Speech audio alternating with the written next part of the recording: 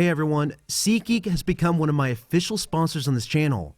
If you want $20 off your next ticket purchase, go ahead and use the code Samuel when you check out.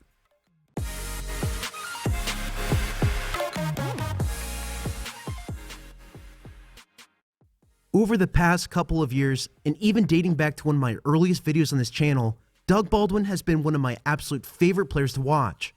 The way he creates separation both against zone and man coverage is truly remarkable. He's extremely shifty, and he's one of the best route runners in the game. Now, I'm not going to debate with you if he's a top 10 receiver, because spoiler, he definitely is, but I wanted to show you why the 2018 season could be his best.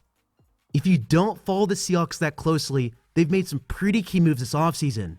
They drafted Rashad Penny in the first round, they signed DJ Fluker, who is a pretty good run blocker, and they also let go of offensive line coach Tom Cable. Needless to say, the run game should be better. But another storyline that has kind of gotten lost is how Doug Baldwin will benefit by all these changes. With Paul Richardson and Jimmy Graham leaving the team, Baldwin will become the focal point of this passing game. Going back over his tape from last season, you can't not be impressed with how he releases after the snap. He does such a good job dropping his hips and stacking the receiver that it creates instant separation even against the best. Watch this play against Janoris Jenkins in Week 7. The Seahawks are in I formation while the Giants show two safeties deep. After the Seahawks motion number 81, the Giants show their true intent on this play. They are actually in cover 1 with the cornerbacks playing man coverage while the free safety plays deep. Baldwin quickly eats the cushion and then fakes hard inside. Jenkins stops his feet, and at this point in the play, Baldwin already has a snap won.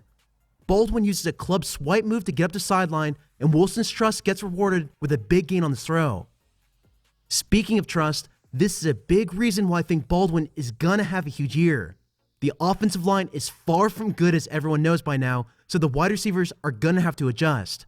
Looking at the roster, who do you think are gonna benefit from these plays? Wilson has a clear relationship with Baldwin and Lockett, while nobody else has proven they understand how Wilson works. I'm not gonna spend a ton of time on this play, but this is a great example of Wilson trusting Baldwin. It's second and long, and Wilson commits what many call a cardinal sin. Get it? No, seriously, do you get it? Anyways, he scrambles around and throws behind him, and somehow Baldwin comes down with the ball. This could have been a pick 6, but the Seahawks get a huge play instead. Going back to Baldwin's route running, that awesome fade route versus the Giants wasn't the only time he did it. He did the same thing a few weeks earlier versus the Titans. Once again, the defense is playing man coverage, so Wilson looks towards Baldwin on the sideline. His route is clean and it creates instant separation, and the pass is on target for a big gain. Now, the main reason why I've shown these plays is based on what Baldwin should be doing next season. In Brian Schottenheimer's offense, Baldwin will be running a high percent of vertical routes simply due to the scheme. The great news, as I've already shown you, is that Baldwin is super effective on these routes. Not only can he run them from the outside, he's also an extremely talented slot receiver as well. He absolutely torched the Giants on the seam route. Watch how he opened the hips of the cornerback, then used his speed to stack him.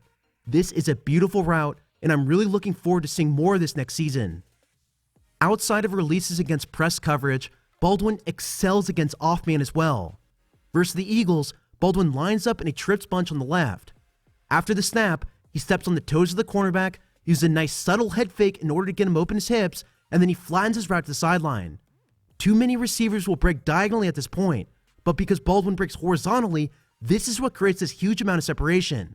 All of these factors combined make him one of the least scheme-dependent receivers I've scouted. In fact, this is why I have Baldwin ranked as high as guys like DeAndre Hopkins and AJ Green. He has done more with his skill set in this offense than I think many other receivers could have in this situation. To wrap this up, and because I know many of you guys want my fantasy football projections, here is roughly what I think he'll do next season. I see him getting around 1,100 yards, so he's definitely worth a late second-round pick in any sort of standard or PPR league. He will be the focal point of this offense, so expect a lot of targets and yards next year. For this season, SeatGeek has become one of my official sponsors for the season.